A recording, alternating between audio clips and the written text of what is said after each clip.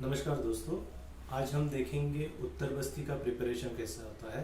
Main उत्तर बस्ती में हम पहले जो भी रिक्वायरमेंट यूटेंसिल्स और इक्विपमेंट्स हैं उनको अच्छी तरीके से ऑटोक्लेव करते हैं और ऑटोक्लेव में ड्रम रखा जाता है जिसमें सारी मेडिसिन्स और बाकी की चीज़ें होती हैं।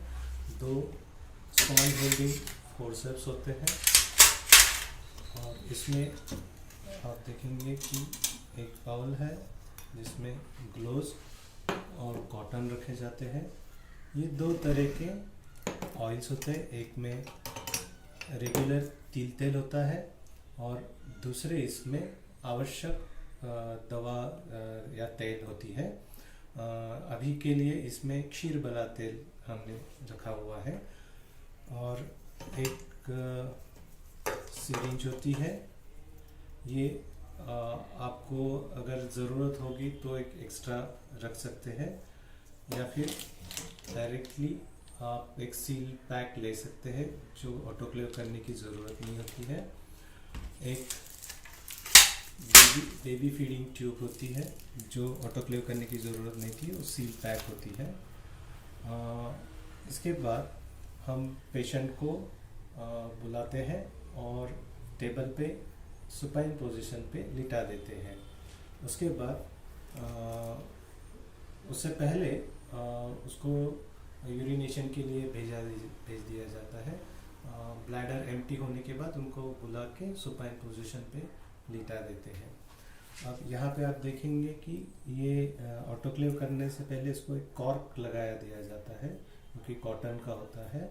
इससे ऑयल अच्छी तरीके से स्टराइल हो जाता है जिसमें कोई इन्फेक्शन होने के चांसेस मिनिमाइज हो जाते हैं। उसके बाद सुपाइन पोजीशन पे लिटाने के बाद पेशेंट को आश्वस्त किया जाता है कि उसे उत्तर बस्ती की जाएगी। फिर हम ये स्पॉन्ज होल्डिंग फोर्सेप होता है। स्पॉन्ज होल्डिंग फोर्सेप पे से हम कॉटन लेंगे। कॉटन लेने के बाद एंटीसेप्टिक सॉल्यूशन जो कि नॉर्मली हम बेटाडीन या सैवलॉन का इस्तेमाल करते हैं, तो उसे अच्छी तरीके से लगाकर इसे लेने के तरीके में इस तरीके से किया जाता है और इसको लेने के बाद ग्लास पेनिस से स्किन को पीछे लेके ग्लास पेनिस पे पहले लगा दिया जाता है और देन अदर एरियाज जैसे कि शाफ्ट, टेस्टिकल्स और थाइज और लोअर एब्डोमेन को भी क्लीन किया जाता है। इसके बाद वापस से दूसरा कॉटन लेके यही प्रक्रिया वापस दोहराई जाती है और उसे पूरी तरीके से क्लीन किया जाता है। ये क्लीन करने के बाद हम जो ग्लोव्स हमने ये किए थे तो उसको चेंज किया जाता है। तो हम ये सारा निकालने के बाद या आप इसके ऊपर ही दूसरा ग्लोव्स भी पहन सकते हैं या फिर इसे निकाल के आप नए वाले ग्लोव्स पहन लीजिए।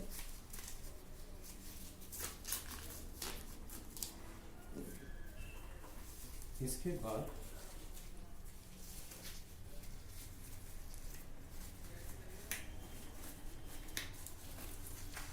इससे असेप्टिक प्रिकॉशन और भी अच्छी तरीके से हो जाती है।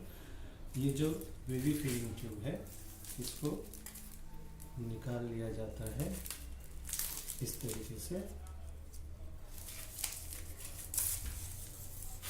और ये बेबी फीडिंग ट्यूब पहले तिल तेल में baby feeding tube 7 to 10 numbers की होती है, 8 to 10 नंबर्स की। ये 9 नंबर की ट्यूब है। इसको पूरी तरीके से दिया जाता है और यहाँ पे इसको बंद किया जाता है। दूसरा जो है, या तो आप सील पैक ले लीजिए, इसको भी खोल दिया जाता है। इसको ऑटोक्लेव करने की ज़रूरत नहीं होती है। फिर इसे निकाल के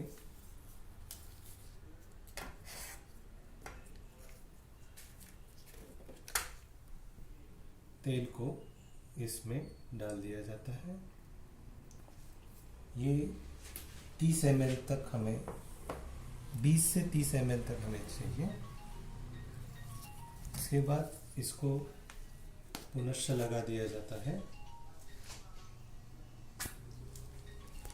अब ये एक महत्वपूर्ण ये है, यहाँ से इसको निकाल दिया जाता है और ये जो सिरिंज है 50 cc की डिस्पोवैन, इसको लगा दिया जाता है। इसमें से पूरी एयर निकाल ली जाती है।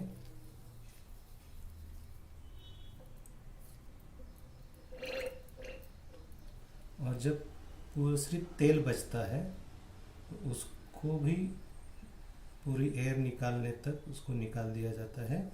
जब ऑयल निकलना चालू हो जाता है तो उसको निकाल लिया जाता है।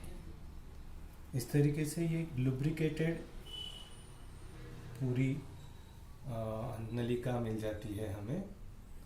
और ये फीडिंग ट्यूब फिर ग्लास को पकड़ के उसमें से धीरे धीरे अंदर प्रविष्ट की जाती है। हर प्रविष्ट के दरम्यान रुग्णों को बता दिया जाता है कि जोर से सांस ले।